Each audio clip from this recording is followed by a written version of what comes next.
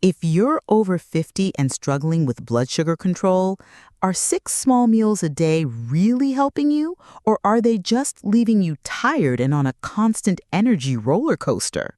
Today, we're settling the debate on meal frequency. When should you eat 2 large meals versus several small ones? We're using real science, not rumors. The answer, based on a lot of scientific research, is pretty surprising. It completely depends on you.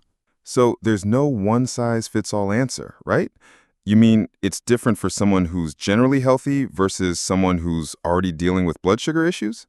Exactly. And since this is the biggest concern for many of our viewers, let's first talk about those who already have prediabetes or type 2 diabetes. That makes sense. So what's the advice for them? This is where everything changes, Ben, and it depends on your goal.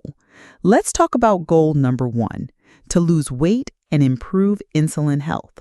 I'm all ears. There was a groundbreaking study from the Institute for Clinical and Experimental Medicine in Prague, published in the top diabetes journal, Diabetologia. They tested this directly. One group of patients ate 6 small meals. The other group ate just 2 large meals. Wow, only 2 meals a day. That sounds like it goes against everything we usually hear. What were the results? The results were stunning.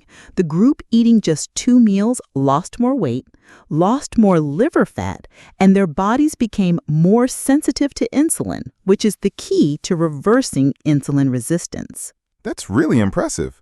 It reminds me of the story of David Miller, a 65-year-old from Dallas, Texas. He was diagnosed and tried the 6-meal plan with no success. After reading about that study, he talked with his doctor and switched to a big breakfast and lunch, finishing his eating in the afternoon. And how did he feel? He said he was less hungry, had more energy, and his health markers improved dramatically. Giving his body that long break from food every day, a practice many people now call intermittent fasting, really made a difference for him. That's a wonderful story. But Ben, I know some people are thinking, but if I eat a big meal, I feel tired and sluggish right after. What about them? That's a really good point, Grace, and it leads us right to goal number 2, to simply prevent big blood sugar spikes and crashes. You mean managing that energy roller coaster? Exactly. This approach is also backed by modern research. A Japanese study in the journal Nutrients used continuous glucose monitors, or CGMs, and found that eating 9 small meals a day led to a flatter, more stable 24-hour blood sugar profile compared to 3 large meals. That makes a lot of sense for someone like Susan Peterson, a 62-year-old librarian in Madison, Wisconsin. She always felt that crash after lunch. Her nutritionist suggested she try splitting her lunch into 2 smaller meals. And did it work? It worked perfectly. She said it helped her avoid that afternoon energy dive. For her, managing her daily symptoms was the top priority, and more frequent, smaller meals helped. So, for people with blood sugar issues, the goal is what really matters. But what about healthy folks, Grace? Is the advice the same for them? That's a completely different story. For this group, the evidence shows that eating regularly is much more important than eating frequently. That's interesting. Is there any research that backs that up? There is.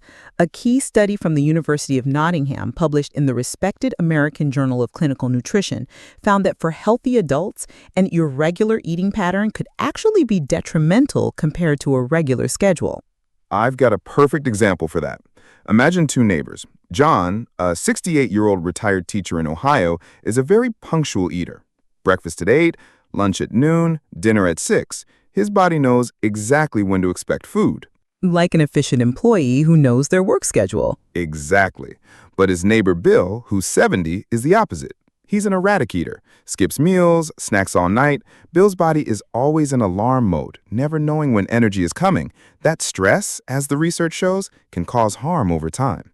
So the lesson here is, whether you eat 3 meals or 6, try to eat them at the same time every day. Your body will thank you for it. All right, that's a lot of information. Grace, let's summarize the key takeaways, especially for our viewers dealing with diabetes over 50. Absolutely. Point number 1. If you have insulin issues and your goal is to lose weight, strong evidence suggests that fewer larger meals can be far more effective.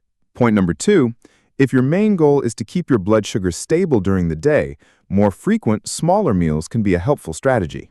And point number 3, if you're healthy, focus on eating regularly. A schedule is more important than the number of meals. In the end, there's no one-size-fits-all answer. The most important thing is to know your body, know your goals, and work with a healthcare professional. Exactly.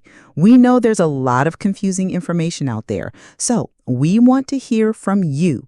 What's the one question about diabetes or blood sugar that you've always had but never gotten a clear answer to? Leave your question in the comments below. We'll read every single one and use them for our next video. Thanks for watching, everyone.